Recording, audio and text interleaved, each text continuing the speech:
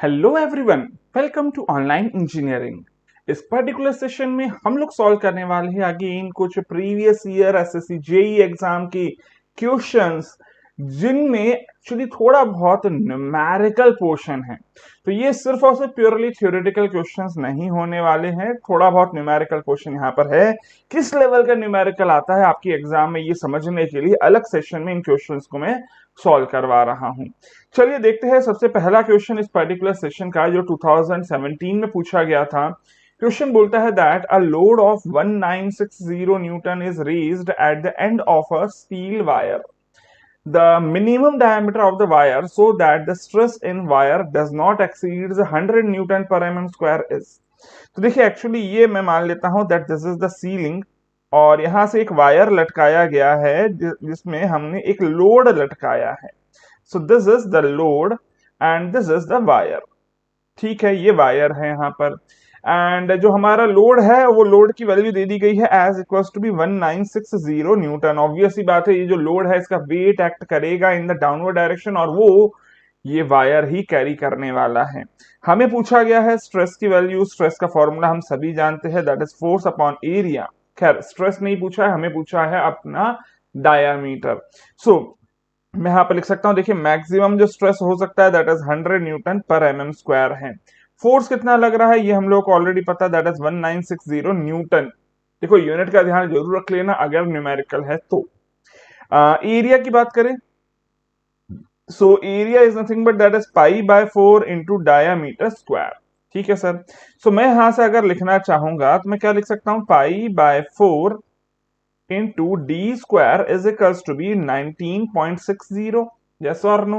सो देखिए इसको यहां पर अगर मैं क्रॉस मल्टीप्लाई करूं तो 19.60 डिवाइडेड बाय 4 और यहां पर लिख देता हूं 3.14। ठीक है सर। तो देखिए इसको यहां पर ऑब्वियसली बात है कैंसिल आउट करूंगा अगर 19.6 को 3.14 से, तो ये 6 से थोड़ा सा ज्यादा आएगा। विदाउट कैलकुलेटर कैसे सॉल्व करना है ये भी तो इंपॉर्टेंट है ना। तो ये थोड़ा सा 6 से ज्यादा आएगा, that means 6 point something into 4 करूंगा अगर, तो वैल्यू आ जाएगी approximately 25। Even without proper calculation आप ये अंदाजे से निकाल सकते हैं। और अगर डी का स्क्वायर 25 है दैट मीन्स मैं डी की वैल्यू बोल सकता हूँ इक्वल्स टू बी 5 mm आ जाएगी, which is actually given in your option number C. तो बड़ा इजी क्वेश्चन था, लेकिन हाँ यहाँ पर कुछ स्टूडेंट को न्यूमेरिकल देखकर हो सकता है कैलकुलेशन से डर लगे, लेकिन कैलकुलेशन ऐसी है जो विदाउट कैलकुलेटर आप लोग सॉल्व कर सकते हो। आगे बढ़ते चलिए अगले क्वेश्चन की तरफ। तो नेक्स्ट क्वेश्चन है 2017 का। क्या बोलता है question, that two bars of different materials are of the same size. देखो भैया दोनों ही जो हमारे यहाँ पर बार्स हैं इनकी साइज सेम है। ठीक है ना, साइज सेम है, that means L1 L2 same है और इवन इनका जो एरिया है वो भी सेम होगा। हाँ या ना। अच्छा फिर आगे बोल रहा है that have same tensile forces. इसका मतलब मैं क्या बोल सकता हूँ कि दोनों पे लगने वाला जो फोर्स है वो भी इक्वल इक्वल है, P1 और P2 भी बराबर बराबर है। फिर आगे बोलता है that they have unit elongation in the ratio of 4:7। जो इलोंगेशन की वैल्यूज है उनका रेशियो क्या है, 4:7 है। तो पूछता है कि भैया इनका ratio of modulus of elasticity क्या होगा, मतलब E1 टू E2 पूछ रहा है। तो भैया एक बात बताओ, डेल की बात करें तो डेल क्या होता है, that is nothing but that is PL upon E, है ना। अब ये फॉर्मूला भी कैसे आता है, चलो ये भी सुन लो अब जरा एक बार। E क्या होता है, E होता है सर स्ट्रेस अपॉन स्ट्रेन। ठीक। अच्छा स्ट्रेस को मैं क्या लिख सकता हूँ, फोर्स अपॉन एरिया, और स्ट्रेन को मैं लिख सकता हूँ change in length upon original length. So इसी को क्रॉस मल्टीप्लाई कर लीजिएगा, डेल एल का फॉर्मूला मिल जाएगा PL अपॉन ए। ठीक है, ये कैसे आता है ये भी मैंने आपको बताया, लेकिन अगर इस फॉर्मूले का यूज करें हम लोग तो हम यहाँ पर से क्या बोल सकते हैं, that del1 by del2 is equals to be 4:7 जो दिया गया है ये P1 into L1 upon A1 into E into P2L2 upon A2 into E2 के बराबर होगा। इसका मतलब मैं ये बोल सकता हूं that del1 by del2 is equals to be, देखिए P सेम सेम है दोनों का, एरिया सेम है, लेंथ सेम है, दैट मींस यहाँ पर जो रेशियो बच जाएगा that will be E2 by E1।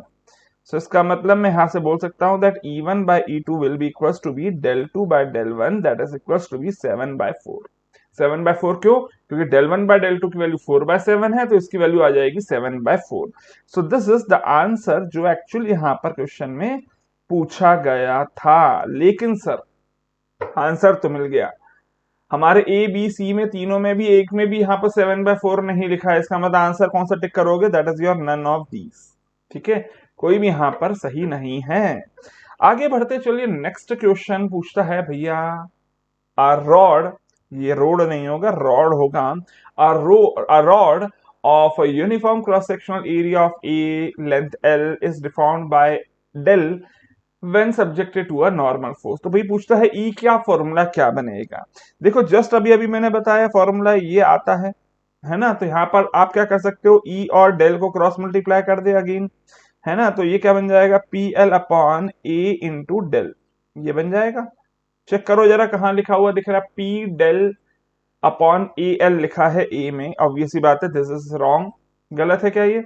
हाँ हाँ सर बिल्कुल गलत है। फिर पी एल कहाँ दिख रहा है न्यूमरेटर में? तो देखो न्यूमरेटर में पी एल यहाँ पे भी नहीं है, यहाँ पे भी नहीं है, यहाँ पे भी नहीं है। न्यूमरेटर में पी एल यहाँ दिख रहा है ना। और नीचे दिख रहा है ए डेल, एकदम सही है। सी यहाँ पर एकदम सही है, दैट मीन्स आप टिक कर दोगे ऑप्शन नंबर सी पर। अगला क्वेश्चन देखते हैं। नेक्स्ट क्वेश्चन है 1 metre long steel rod with a cross section of, देखो भैया लेंथ यहां पर दे दी गई है 1 मीटर। फिर आगे बोलता है cross sectional area, what is the area given here is 20 cross 20 mm square, मतलब 400 mm स्क्वायर का एरिया दिया गया है। फोर्स दिया गया है 40 किलो न्यूटन का। पूछता है कि भैया ये बताओ, अगर ई की वैल्यू 200 गीगा पास्कल है, ध्यान दीजिएगा जीपीए लिखा है। अब जीपीए को आपको सबसे पहले कन्वर्ट करना आना चाहिए न्यूटन पर एमएम स्क्वायर में, है ना। तो अगर इसको यहाँ पर कन्वर्ट करना चाहे तो देखो यहाँ पर सबसे पहली बात, गीगा मतलब 10⁹ पास्कल लिख सकते हैं ऐसा, है ना। So this will be equals to be nothing but that is equals to be 2 into 10⁻11 pascal. And what is pascal? Pascal is nothing but that is newton per metre square. So 2 into 10⁻11 newton upon metre square लिख सकते हैं ऐसे, है ना। अच्छा देखो इसको again, 2 into 10⁻11 Newton, 1 metre मतलब 1000 mm का स्क्वायर, इस तरह से लिख सकते हैं। तो ये क्या आ जाएगा, 2 into 10⁵ newton per mm square. और ऑब्वियसली बात है ये स्टील का ई की वैल्यू आपको याद रखनी है, ठीक है। सो ई की वैल्यू आपको याद होनी चाहिए for the steel, at least 2 into 10⁵ newton per mm square. अच्छा इसी को आप कई बार लिख सकते हैं as equals to be 2 into 10⁵ mega pascal, ठीक है। चलिए अभी आगे बढ़ते हैं। नेक्स्ट आगे क्या बोल रहा है ना। सो आगे बोल रहा है कि मुझे इलोंगेशन निकालना है। चलिए एक काम करते हैं, फटाफट यहाँ पर इलोंगेशन का फॉर्मूला लिख देते हैं, पी एल अपॉन ई, अभी अभी मैंने यहाँ पर लिखवाया था। पी की वैल्यू क्या दी गई है, 40 kilo Newton, that is 40 into 1000 Newton.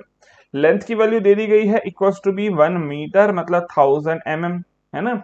और ए एरिया की वैल्यू है मेरे पास 400 mm स्क्वायर, और ई की वैल्यू है मेरे पास 2 into 10⁵ newton per mm square, है ना। सो क्या करेंगे सर, यूनिट सब एक जैसी ही है, मतलब यूनिट कन्वर्जन मैंने ऑलरेडी कर दिया है। अब जो जीरो जीरोज है उनको कैंसिल आउट कर दीजिए। सो देखिए यहाँ पर दिख रहा है 10⁻3, ये दिख रहा है 10⁻3 अगेन, मतलब टोटल आ गया 10⁻6, है ना। तो ये हो जाएगा 400, चलिए बचेगा क्योंकि 10⁻5 से मैं कैंसिल आउट कर रहा हूं। सो 400 into 2, ठीक है। So this will be equals to be 1/2, that is equals to be your 0.5 mm, है ना। 1/2 यहां पर दिख रहा है, that is equals to be 0.5 mm, एंड यही 0.5 mm दिया दिख रहा है ऑप्शन नंबर बी में। चलिए अभी आगे बढ़ते हैं नेक्स्ट क्वेश्चन की तरफ। अगला क्वेश्चन बोलता है that beams composed of more than one material, ऐसी बीम जिसके अंदर दो से ज्यादा मटेरियल हो। So let us suppose that ये एक ऐसी बीम है जिसमें दो मटेरियल है, ठीक है। एक सेंटर में मटेरियल अलग है और दूसरा यहाँ पर दूसरा एक अलग मटेरियल दिया हुआ है। सो सबसे पहली बात यहाँ पर ऐसे पर्टिकुलर बीम को क्या बोला जाता है, यही पूछा जा रहा है। ऑब्वियसली बात है इस पे बेस न्यूमेरिकल भी है, बट ऐसी बीम को बोला जाता है एज द कंपोजिट बीम्स। क्या बोला जाता है, एज द कंपोजिट बीम्स, ठीक है। डिटर्मिनेट और इनडिटर्मिनेट बीम्स की बातें जो होती है वो होती है आपके थ्योरी ऑफ स्ट्रक्चर वाले सब्जेक्ट में, ठीक है, कंपाउंड बीम्स क्या होती है, जिनका cross section along the length अलग अलग हो। ठीक है, तो अगर क्रॉस सेक्शन चेंज होता हो तो कंपाउंड बीम बुलाया जाता है, अगर अलग अलग मटेरियल है तो उसको बोला जाता है as the composite beam. Next question है, अगला बोलता है that A B and A C are the cross sections of bronze and copper.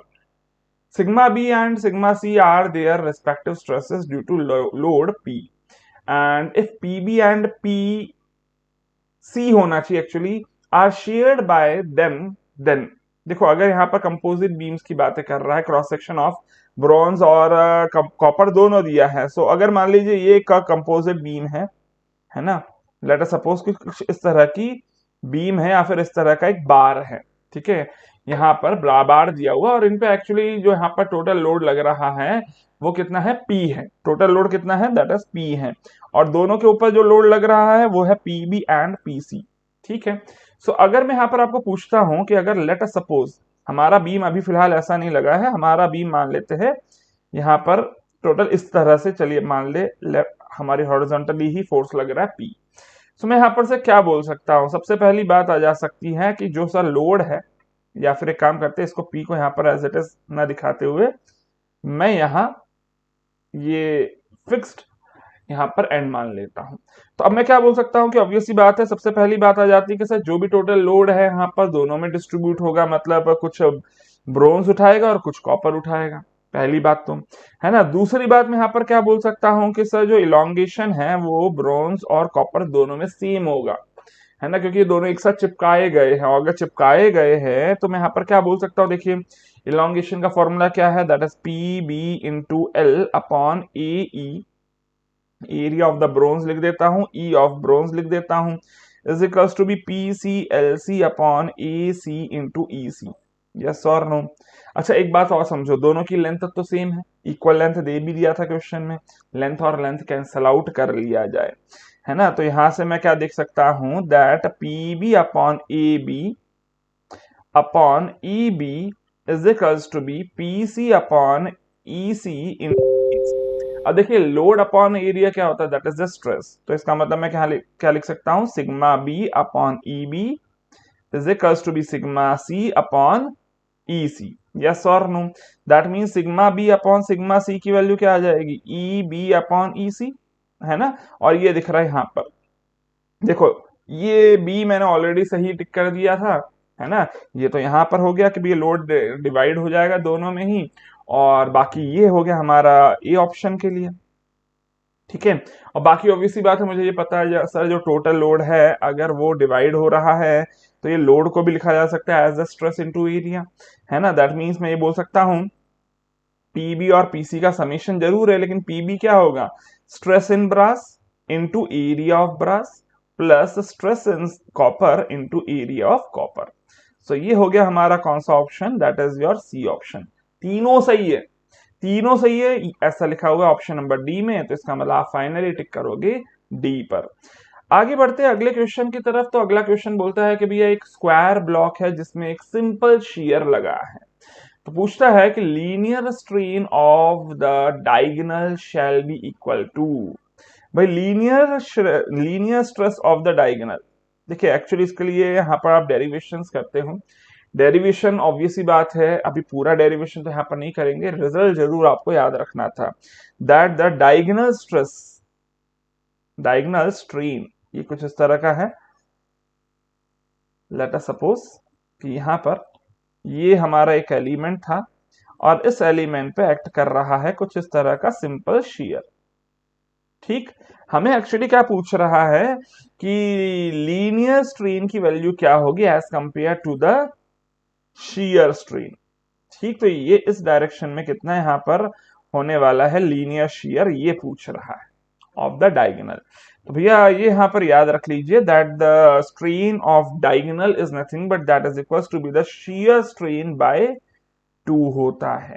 ठीक है, डेरिवेशन पूरा नहीं करेंगे, एग्जाम टाइम पे इतना टाइम नहीं होता है, और अगर आपको नहीं आता है, ये याद नहीं किया है, देन इट्स बेटर कि भैया आप क्वेश्चन को ही मिस कर दे।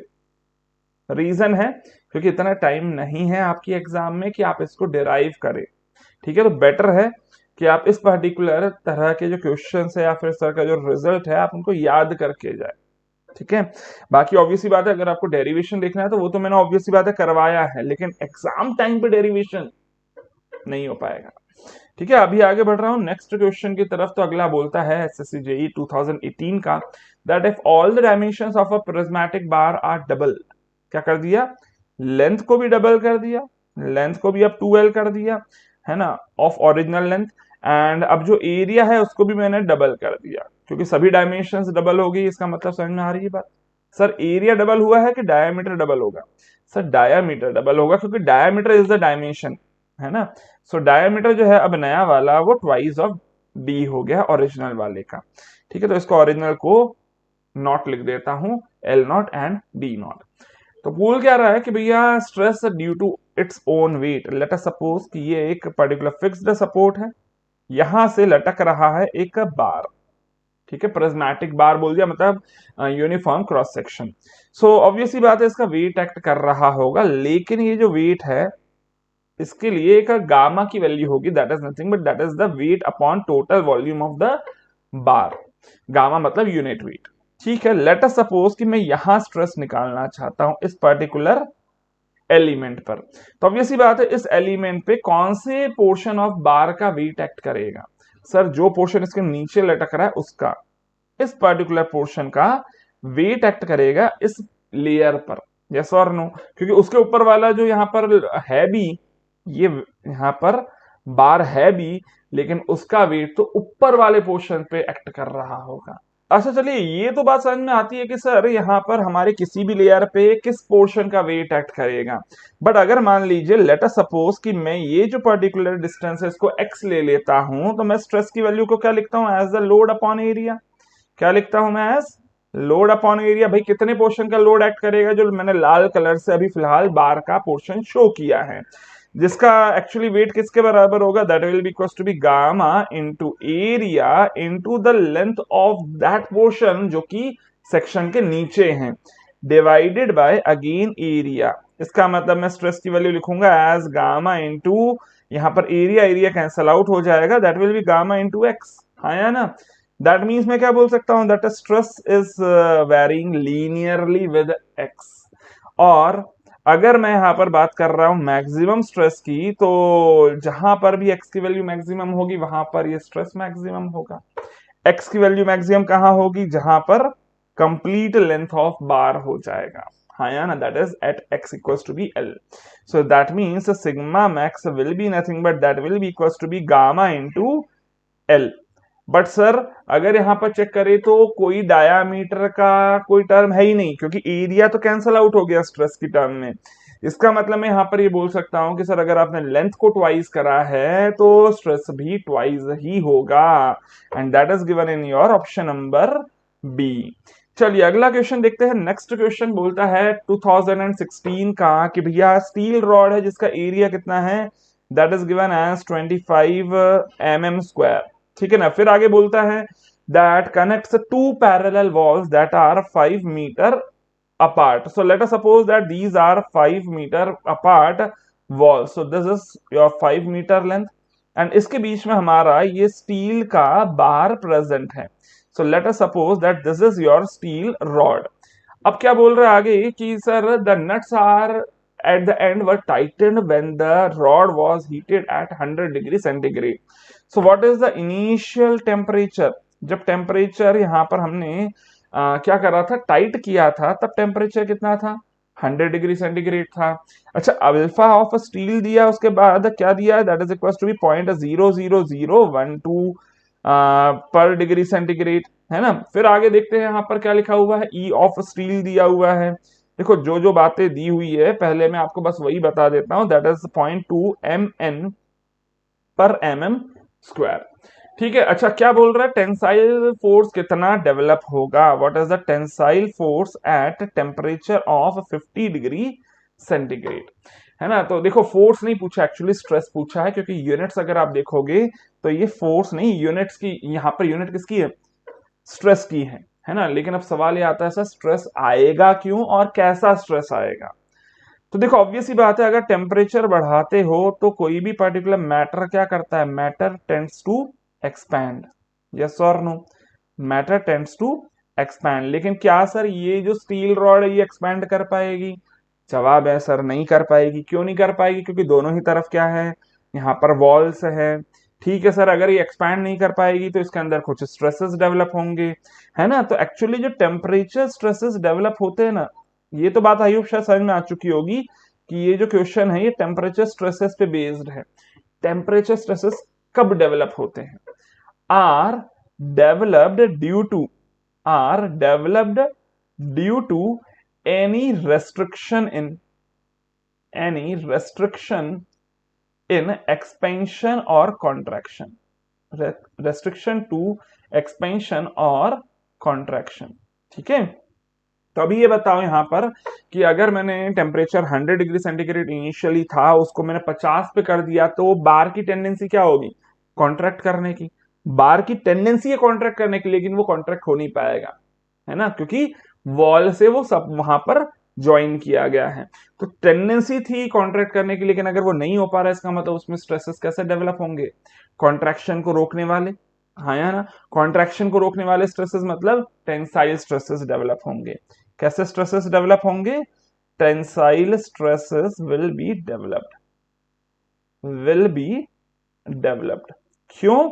क्योंकि सर टेम्परेचर यहां पर कैसा हुआ? Temperature changed from 100 to 50 degree centigrade. Yes और नो? अच्छा, अगर मैं यहां पर आपको पूछना that what is the expansion that is going to happen, अगर इसको फ्रीली मैंने यहां पर सॉरी एक्सपेंशन ही कॉन्ट्रैक्शन जो कि फ्रीली हो सकता था, एक्सपेंशन या कॉन्ट्रैक्शन का फॉर्मूला क्या है? That is equal to be alpha into L into delta T. लेकिन सर ये तो हो नहीं पाया कॉन्ट्रैक्शन, सो स्ट्रेस डेवलप होगा। और स्ट्रेस का फॉर्मूला क्या है? So stress is nothing but that is equals to be your E upon E into strain। ठीक है ना, जो भी स्ट्रेन यहाँ पर रोका गया है। एंड स्ट्रेन कितना होता है? Del L upon L. So ये क्या हो जाएगा? E into alpha into L into del T upon L. तो इसको फॉर्मूले को यहाँ पर लिखेंगे तो ये आ जाएगा E alpha del T. Formula वैसे तो आपको याद होना चाहिए, है ना याद हो तो मैंने आपको डेरिवेशन समझाया है, थोड़ा सा फास्ट मोड में समझाया, ऑब्वियसली बात है, because this is not the main course, this is just for your previous year questions, और ऑब्वियसली बात है वो आपने पढ़ा ही हुआ है। तो अगर ये फॉर्मूला पढ़ा है, कैसे आता है, याद रखा है, तो क्वेश्चन इजीली सॉल्व हो जाएगा। देखो जरा मैं यहाँ पर सॉल्व कर देता हूँ। सो आंसर क्या आएगा? स्ट्रेस की वैल्यू पूछी है, अल्फा की वैल्यू बोलो, that is equal to be 0.00012। ठीक है, अल्फा की वैल्यू होगी। ई की वैल्यू बोलो जरा, 0.2 मिलियन न्यूटन, मिलियन मतलब 10⁻⁶ न्यूटन पर mm स्क्वायर। ठीक है, चेंज इन टेम्परेचर बोलो सर, 100 से 50 हो गया, मतलब 50 डिग्री सेंटीग्रेड का चेंज आया है, आया ना। सो देखो जरा यहां से, मैं जीरोस की बात नहीं कर रहा हूं अभी फिलहाल। मैं अगर जीरोस की बात नहीं करता हूं तो 12 इंटू 2 इंटू 5 ये लिखने को मिल जाता है, बाकी कुछ 10⁻⁴ कुछ होगी। लेकिन अगर इसी का प्रोडक्ट करा जाए तो ये वैल्यू कितनी आती है? 120 न्यूटन पर mm स्क्वायर, हाँ या ना। 12 तो आती है, 12 तो आती है। अब 12 के आगे कितने जीरोस होंगे ये आपको नहीं पता, लेकिन एक ही ऑप्शन है, दैट इज 120। सो आंसर हो जाएगा ऑप्शन नंबर बी हो जाएगा। चलिए आगे बढ़ते हैं, अगला क्वेश्चन यहां पर क्या बोलता है? A compound bar consisting of 2 bars of equal length.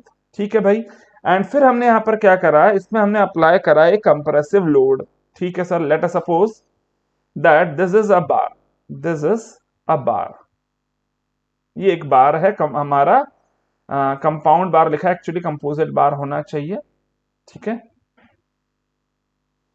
और फिर आगे बोल रहा है क्या, लेट अस सपोज कि कुछ इस तरह का बार है। ठीक है, या फिर अगर आप ये ना ऐसा ना ना चाहे, क्योंकि एक्चुअली कंपाउंड बोला है, तो कंपाउंड बनाने का तरीका एक और है कि भैया late us suppose that this is one support and this is another support, कि भैया दो है बार्स, ये दोनों बार्स अलग अलग हैं और ये यहां से आप लोड अप्लाई कर रहे हैं। ठीक है, कंप्रेसिव बोला है तो कंप्रेसिव मैंने दिखा दिया है, लोड कितना है, दैट इज 1 लाख न्यूटन। ठीक है, ये लिखा हुआ था लोड। अच्छा, एरिया दे दिया गया है, इसका एरिया लेट अस सपोज ये स्टील है तो स्टील का एरिया दिया हुआ है 3500 mm²। और ये है हमारा दूसरा मटेरियल दैट इज ब्रास, जिसका दिया है एरिया एज 3000 mm²।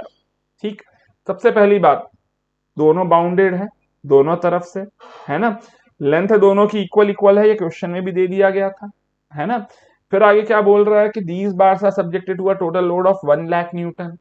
ईएस और ईबी की वैल्यूज दे दी गई है। तो भैया सबसे पहले यहां पर समझो कि जो टोटल लोड है वो डिवाइड होने वाला है दोनों में। इसका मतलब कि ब्रास और कॉपर दोनों में जो टोटल लोड है वो कितना आएगा, 1 लाख न्यूटन के बराबर। बट सर स्ट्रेन की वैल्यू तो दोनों में सेम सेम रहेगी, है ना। So sigma del one is equal to be del two होना चाहिए। That means P1L1 upon A1E1 should be equal to be P2L2 upon A2E2। अच्छा, क्या सर सेम दिख रहा है? सर सेम ये दिख रहा है कि यहाँ पर लेंथ की वैल्यू इक्वल है, और अगर लेंथ इक्वल इक्वल हो तो मैं यहां से निकाल सकता हूँ P1/P2 का रेशियो, यस और नो। अच्छा चलिए 1 लिख देता हूं मैं स्टील को और 2 लिख देता हूं ब्रास को। So this is steel and this is brass. क्या लिख दूं sir? That is nothing but that is equal to be, और एल तो है नहीं बचा, है ना। सो क्या बच जाएगा, A S upon into E S upon A B into E B, है ना। बाकी ऑब्वियसली बात है, लेंथ लेंथ तो यहाँ पर कैंसल आउट कर दी गई हमने, है ना। सो अब जरा बताओ what is the area of the steel? Area of the steel is nothing but that is 3500। What is EB? EB is given as 0.2। मैं अभी फिलहाल सिर्फ रेशियो निकालना, इसलिए यूनिट का ध्यान नहीं दे रहा हूं। ए बी की वैल्यू दी है 3000 और इसकी वैल्यू दी है 0.1।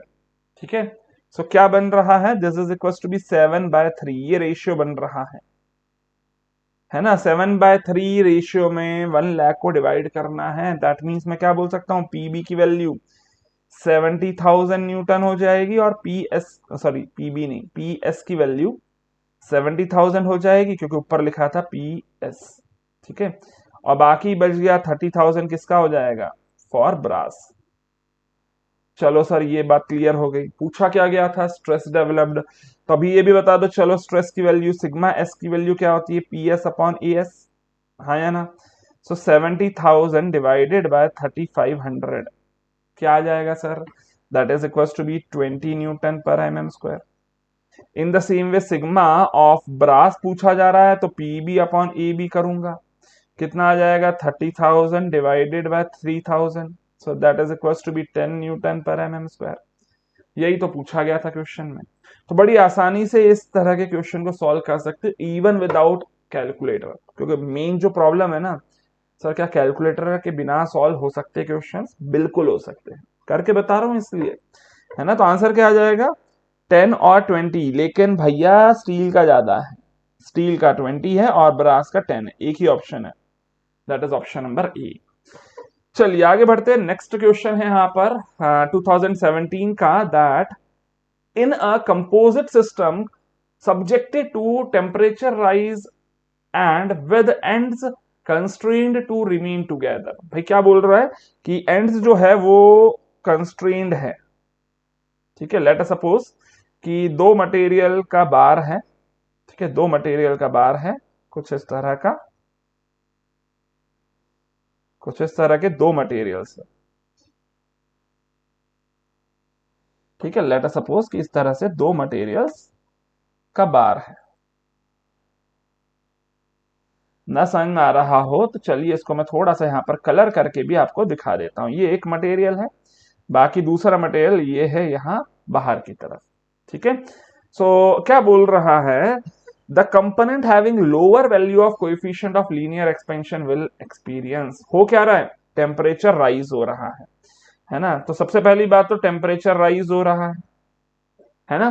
दोनों के दोनों यहाँ पर मटेरियल्स क्या चाहेंगे, एक्सपैंड करना चाहेंगे, both materials will try to expand, ये तो पक्की बात है। लेकिन ये बताओ कि कौन सा मटेरियल ज्यादा एक्सपैंड करना चाहेगा, material material having more alpha, having more alpha will tend to expand more, will tend to expand more, लेकिन क्या ऐसा हो सकता है कि एक मटेरियल ज्यादा एक्सपैंड कर जाए और दूसरा कम करे? ऐसा हो नहीं सकता, क्योंकि जो एंड्स है वो तो फिक्स्ड है। सो मान लीजिए ये बाहर वाला जो मटेरियल है ये ज्यादा एक्सपैंड करना चाहता था, लेकिन हो तो पाएगा नहीं। क्यों नहीं हो पाएगा? क्योंकि जो दूसरा मटेरियल है वो उसको खींच रहा है। दूसरा जो मटेरियल है वो क्या कर रहा है कि नहीं यार मैं इतना एक्सपैंड नहीं कर सकता और हमें साथ में रहना है। इस कारण से येलो वाला मटेरियल जिसका अल्फा ज्यादा है वो क्या बोलेगा कि भैया तू भी मेरे साथ एक्सपैंड हो जा। लेकिन ग्रीन वाला क्या बोलेगा, यार मैं इतना नहीं हो सकता, है ना, लेकिन चलना दोनों को साथ में है, तो ग्रीन वाले को आगे खींचने की कोशिश करेगा येलो वाला मटेरियल। और जो ग्रीन वाला बोलेगा यार मैं इतना नहीं हो सकता, थोड़ा सा धीरे एक्सपैंड हो जा, है ना। सो हमारा यहाँ पर बिकॉज ऑफ दिस जॉइंट क्या देखने को मिलेगा? बिकॉज ऑफ दिस जॉइंट आपको देखने को मिलेगा कि जो यहाँ पर ज्यादा अल्फा वाला है वो एक्सपैंड करना चाहता था, हो नहीं पा रहा, क्योंकि उसको ग्रीन वाला मटेरियल खींच रहा है। इसको ये खींच रहा है अंदर की तरफ कि भैया तू ज्यादा एक्सपेंड मत हो। लेकिन येलो वाला क्या बोलेगा कि भैया तू एक्सपेंड हो जा मेरे साथ साथ जितना हो सकता है ना। सो पक्की बात है, समझ में आ रही है बात? इधर यहां पर कुछ इस तरह के स्ट्रेसेस डेवलप होंगे, यस और नो? क्या देखने को मिल रहा है कि सर जिसका अल्फा की वैल्यू कम है, जिसके अल्फा की वैल्यू कम है उसमें खिंचाव है, क्योंकि वो कम एक्सपेंड कर रहा था, दूसरा मटेरियल उसको एक्सपेंड करने के लिए बोलेगा, खींचेगा उसको। जबकि जिसका अल्फा ज्यादा है वो उतना एक्सपैंड नहीं कर पाएगा जितना चाहता है, क्योंकि उसको खींच रहा है दूसरा मटेरियल, दबा रहा है ना। सो ऑब्वियस ही बात है, जिसका अल्फा ज्यादा उसमें होगा यहाँ पर कंप्रेशन, जिसका अल्फा कम उसका होगा वहां पर टेंसाइल स्ट्रेसेस। सो मैं लिख सकता हूं यहाँ पर कि आंसर क्या आएगा? अभी पूछा गया है जिसमें लोअर वैल्यू है ना, तो जिसका अल्फा कम है उसमें होगा टेंसाइल स्ट्रेसेस, जिसका अल्फा ज्यादा उसमें होंगे कंप्रेसिव स्ट्रेसेस। इसी तरह से एक और क्वेश्चन है इधर यहां पर पूछा गया था 2018 में स्टील और कॉपर के लिए। तो उसके लिए आपको पता होना चाहिए स्टील और कॉपर में से किसके अल्फा की वैल्यू ज्यादा होती है। तो भैया यहां पर ध्यान रखिएगा कि कॉपर का जो अल्फा है वो ज्यादा होता है। सबसे पहली बात तो ये पता होनी चाहिए। ऑब्वियस ही बात है ये एक्सपैंड करना चाहेगा, टेंड्स टू एक्सपैंड मोर, है ना। But but will be restricted, but will be restricted। और अगर कोई एक्सपैंड करना चाहता है लेकिन उसको मैं रेस्ट्रिक्ट करूंगा, तो ऑब्वियस सी बात है रेस्ट्रिक्ट करने के लिए उसमें डेवलप हो जाएंगे कैसे स्ट्रेसेस? Compressive stresses. कैसे स्ट्रेसेस डेवलप हो जाएंगे? Compressive stresses will be developed, will be developed to cause, to restrict its expansion, to restrict its expansion. Same बात जो मैंने इसके पहले वाले क्वेश्चन में बताई वो यहाँ पर मैंने लिख कर दे दी है। तो कैसा स्ट्रेस डेवलप होगा यहाँ पर? कंप्रेसिव स्ट्रेस डेवलप होगा, जो कि यहाँ पर बिल्कुल भी नहीं दिया, that is option number D पे आप टिक कर देंगे। अगला क्वेश्चन बोलता है यहाँ पर that a composite beam is composed of two equal strips, one is brass and other is steel. Again देखिए यहां पर क्या बोल रहा है कि भी टेम्परेचर राइज किया गया, लेकिन आपको पता क्या होना चाहिए पहले? अल्फा की वैल्यूज। तो कंफ्यूजन ज्यादा हो रहा हो कि सर किसकी अल्फा की वैल्यू ज्यादा होती है किसकी कम होती है, इसलिए आपको पहले मैं यहां पर वैल्यूज लिख कर दे देता हूं। ठीक है, स्टील की 12 होती है। इसी के अलावा ब्रास की अगर बात करें तो ब्रास की होती है 19 इंटू 10⁻⁻6, है ना। इसी के अलावा अगर कॉपर की बात करोगे तो कॉपर की वैल्यू होती है इक्वल्स टू बी 16 इंटू 10⁻⁻6, है ना, पर मीटर पर डिग्री सेंटीग्रेड, है ना। इसी के अलावा अगर एल्यूमिनियम की बात करें, क्योंकि जनरली यही सारे मेटल्स है जो कि पूछे जाते हैं, इसकी होती है 23 इंटू 10⁻⁻6। तो सबसे पहले ये बताओ ब्रास और स्टील में किसकी ज्यादा है? ब्रास की ज्यादा है ना। Alpha for brass is more than alpha for steel. कौन ज्यादा एक्सपैंड करना चाहेगा? ऑब्वियस ही बात है टेंड्स टू एक्सपैंड मोर, किसके ऊपर आएगा अब ये? Tends to expand more will be your brass. और अगर ये एक्सपैंड ज्यादा करना चाहता है लेकिन हो नहीं पा रहा, इसका मतलब क्या है कि इसमें आ जाएगा कंप्रेशन। ठीक है, वेयर एज अगर यहां पर मैं स्टील की बात करता हूं तो स्टील क्या चाह रहा होगा? टेंड्स टू एक्सपैंड लेस, है ना। लेकिन ऑब्वियस ही बात है ये कम एक्सपैंड हो नहीं पा रहा, क्योंकि इसमें डेवलप हो जाएंगे टेंसाइल स्ट्रेसेस। कैसे डेवलप हो जाएंगे? टेंसाइल स्ट्रेसेस डेवलप हो जाएंगे। बात समझ में आ रही है? क्लियर है? तो स्टील में क्या टेंसाइल स्ट्रेसेस है? ए ऑप्शन लिखा है, बिल्कुल सही है। स्टील में टेंसाइल स्ट्रेसेस है। ब्रास में कंप्रेसिव स्ट्रेसेस है सर, ये भी एकदम सही बात है। लेकिन अब जरा बात को समझना, थर्ड वाले पोर्शन को समझने के लिए, थर्ड वाले ऑप्शन को समझने के लिए देखो अब जरा क्या हो रहा है यहाँ पर। क्या ऐसा कुछ कपल वगैरह भी डेवलप होगा? बिल्कुल डेवलप होगा। क्यों? क्योंकि देखो अगर मान लीजिए दिस इज योर ब्रास, तो ब्रास में क्या है डेवलप हुआ? टेंशन। लेट अस सपोज कुछ इस तरह का टेंशन। और स्टील में क्या डेवलप हुआ? कंप्रेशन। पैरेलल फोर्सेस है, इक्वल फोर्सेस है। समझ में आ रही है? पैरेलल इक्वल फोर्सेस क्या डेवलप कर देंगे? कपल को डेवलप कर देंगे। तो ये भी एकदम सही है, चारों तीनों की तीनों सही है। दैट मीन्स आप टिक कर दोगे ऑप्शन नंबर डी पर। ठीक है, सो इस तरह से इन क्वेश्चंस को सॉल्व करना है। न्यूमेरिकल लेवल बहुत हाई नहीं है, बहुत इजी बेसिक न्यूमेरिकल लेवल आता है। लेकिन हाँ, इन न्यूमेरिकल्स को भी सॉल्व करने के लिए थोड़ी सी आपको स्पीड बढ़ानी है। कुछ डेरिवेशंस को आपको यहाँ पर याद न रखते हुए फॉर्मुलेस को याद रखना है। क्योंकि देखिए आप तैयारी जिस एग्जाम की कर रहे हो ना, उसमें टाइम कम दिया जाता है। मेन ट्रबल एक्चुअली क्वेश्चंस का लेवल नहीं है, main trouble is time limitation. ठीक है, सो आई होप शायद इन बातों को आप समझ पा रहे होंगे कि that the level of questions is very less. थोड़ी भी ढंग से पढ़ाई करी है, सब्जेक्ट पढ़ा है, क्वेश्चंस को इजीली सॉल्व कर लेंगे आप। ठीक है, चलिए अभी फिलहाल इस सेशन को यहीं एंड करता हूं। मिलते हैं अगले सेशन में। Till then take care, bye bye.